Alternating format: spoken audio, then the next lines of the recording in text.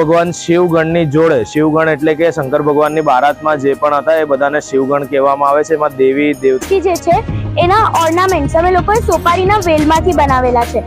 तो देव भी उसकी पूजा करने के लिए स्वयं सन्यासी स्वरूप लेके फिर पूजा कर શેની પર છે? આ જે મૂર્તિ જે છે જે વિષ્ણુ સ્વરૂપમાં બનાવવામાં આવી છે।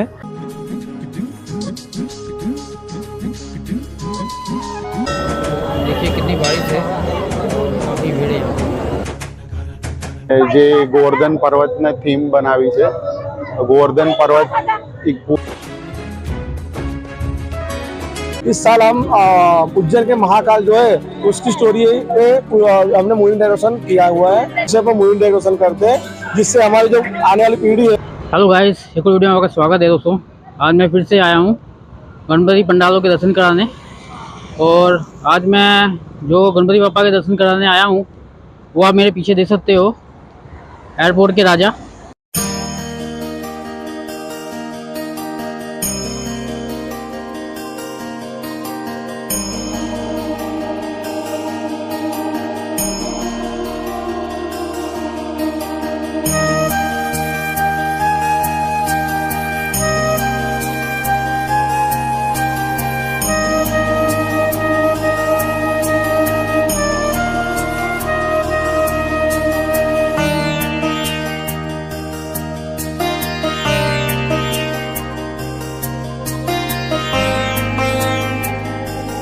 સર તમારું યુવક મંડળનું નામ બોલો ને।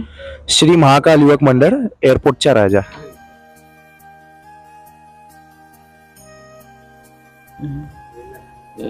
જે થીમ છે એ શેની પર છે? આ જે મૂર્તિ જે છે જે વિષ્ણુ સ્વરૂપમાં બનાવવામાં આવી છે, અને આ જે સમસ્ત જે મૂર્તિ છે જે માટીમાંથી બનાવવામાં આવી છે। વડોદરા જિલ્લાની સૌથી ઊંચામાં ઊંચી માટીની પ્રતિમા જે શ્રી મહાકાલ યુવક મંડળ એરપોર્ટच्या રાજા દ્વારા સ્થાપન કરવામાં આવી છે। અને આજે તમે ડેકોરેશન જે જોઈ રહ્યા છો ને, આ સમુદ્ર મંથન થીમ અને વૈકુંઠ થીમને પ્રેઝન્ટ કરે છે। અને આજે તમે પેઇન્ટિંગ્સ જે જોઈ રહ્યા છો ને, આ બધા હેન્ડમેડ પેઇન્ટિંગ્સ છે જે અમારા કારીગરોએ એક મહિનો મહેનત કરીને બનાવ્યા છે। ઓકે સર, ખૂબ આભાર તમારો સર। જય ગણેશ। આપણા ગણપતિ મંડળનું નામ છે ઈચ્છાપૂર્તિ ગણેશ માંજલપુર। આ વર્ષે ઈચ્છાપૂર્તિ ગણેશજીની સ્થાપના શંકર ભગવાનની બારાતની થીમની ઉપર કરવામાં આવી છે। ગણપતિ બાપ્પાની પ્રભામાં શંકર ભગવાન જાન લઈને પાર્વતી માતાના મહેલ તરફ આગળ વધી રહ્યા હોય એવા દ્રશ્યો બતાવવામાં આવ્યા છે। શંકર ભગવાન શિવગણની જોડે, શિવગણ એટલે કે શંકર ભગવાનની બારાતમાં જે પણ હતા એ બધાને શિવગણ કહેવામાં આવે છે। એમાં દેવી દેવતા, માનવ દાનવ બધાનો સમાવેશ કરવામાં આવ્યો છે। આ પંડાલની રાઈટ અને લેફ્ટ સાઈડમાં શંકર ભગવાનના લગ્નને લઈને તસવીરો ગોઠવવામાં આવી છે। ઉપર પૂતળા મૂકવામાં આવ્યા છે, જેમાં પૂતળા હાથ જોડીને અને હાર લઈને સ્વાગત કરી રહ્યા છે। બંને બાજુએ નંદીના ફાઈબરના મુખ લગાવવામાં આવ્યા છે, જેની અંદરથી પાણી અને દૂધની ધારા વહી રહી છે, જે જલકુંડ તરફ આગળ વધી રહી છે। આ સમગ્ર પંડાલને બનાવવા માટે 90 દિવસની મહેનત લાગી છે, અને છેલ્લા 6 મહિનાથી આની તૈયારીઓ ચાલુ હતી, સ્કેચની અને થીમ રિલેટેડ। અને છેલ્લા 100 દિવસથી અહીંયા આગળ કામ ચાલુ હતું આ ભવ્ય पंडाल बनावा માટે। ये सिंधोई माता रोड के ऊपर आया हुआ है, स्पंदन हॉस्पिटल के थोड़ा आगे। જય ગણેશ। હું શ્રી ગણેશ મંડળમાંથી બોલી રહી છું, અને જે આ શ્રીજીની પ્રતિમા તમે જોઈ રહ્યા છો એ અમે લોકોએ કેસુડાના પાનમાંથી બનાવેલી છે।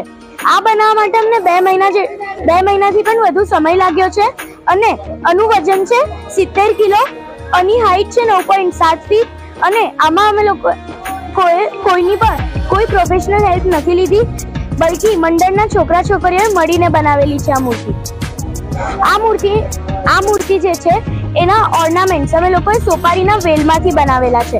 અને આમાં અમે લોકોએ કોઈ પણ ગમ, ફેવિકોલ કંઈ જ યુઝ નથી કર્યું, બલ્કि પહેલા વાંસનું સ્ટ્રક્ચર બનાવ્યું, એના ઉપર ન્યૂઝપેપર લગાવ્યા અને એના ઉપર પત્તા લગાવ્યા છે, અને પત્તા પણ એક કરીને અમે લોકોએ ટૂથપીકથી લગાવેલા છે। આનું અમે લોકો વિસર્જન નથી કરવાના, બલ્કि અમે લોકો બધા પત્તા કાઢીશું, ક્રશ કરીશું, અને સોસાયટીમાં પણ ઝાડ છે એમાં ફર્ટિલાઇઝરની જેમ યુઝ કરીશું।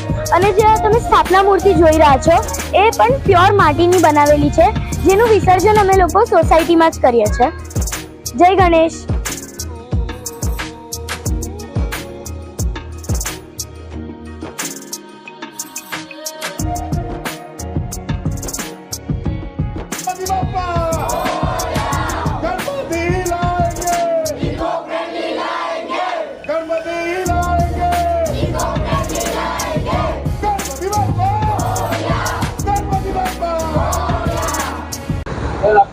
पहले नाम बताइए। मेरा नाम जितेश शिवाजी सोनवने है। हमारा मंडल का नाम है श्री जंगलेश्वर महादेव युवक मंडल, आजवा रोड की शान।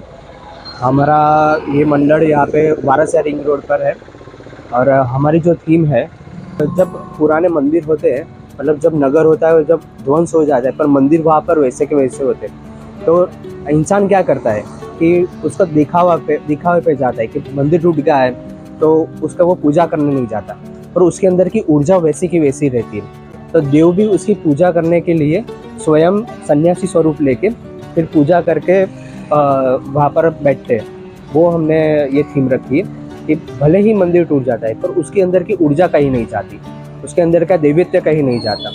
ये उसी थीम को ये रिप्रेजेंट करता है कि वहाँ पर शिवालय है, गणेश जी ने पूजा करके फिर वहाँ से बाहर आके यहाँ पे तालाब के किनारे पर वो बैठे हैं, उस तरीके से।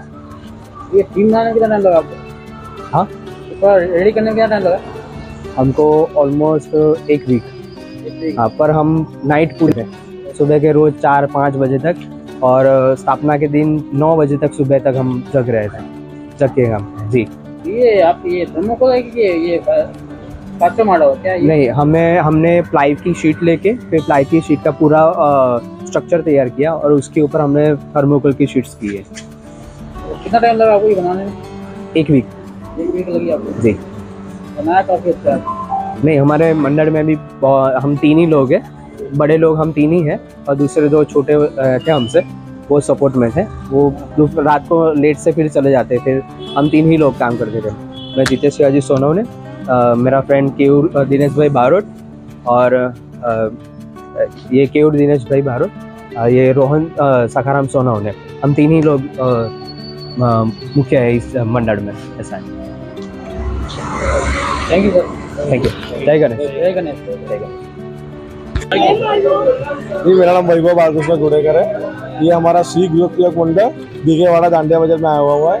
ये हमारे लास्ट 60 ईयर्स से हम गणेश जी की स्थापना करते हैं, और आप देख रहे हो जिस मूर्ति को, वो लास्ट 60 ईयर्स से हम इसी प्रकार की विष्णु मूर्ति की स्थापना करते हैं। और जो भी आप ऑर्नामेंट देख रहे हो मूर्ति पर, वो सब चांदी से बनाए गए हैं, और जो छोटे गणपति है स्थापना मूर्ति, उनका जो मुकुट है वो सोने से बनाया गया हुआ है। ये बड़ौदा में मन्नत के गणपति तरीके से फेमस है।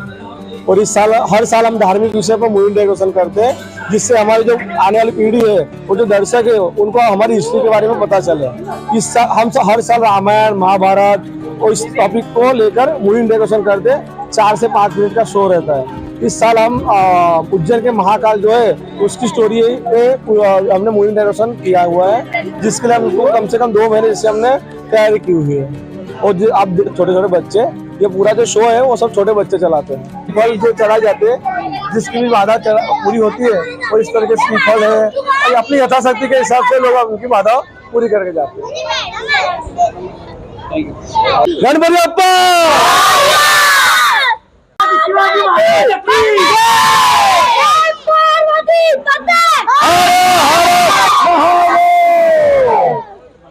ગણેશ, અમારા મંડળનું નામ છે દયાવંત યુવક મંડળ, જે વારસિયા રિંગ રોડ પર બેંકર હોસ્પિટલની બાજુમાં મેઇન રોડ કૃષ્ણલીલા કોમ્પ્લેક્સની બહાર આવેલું છે।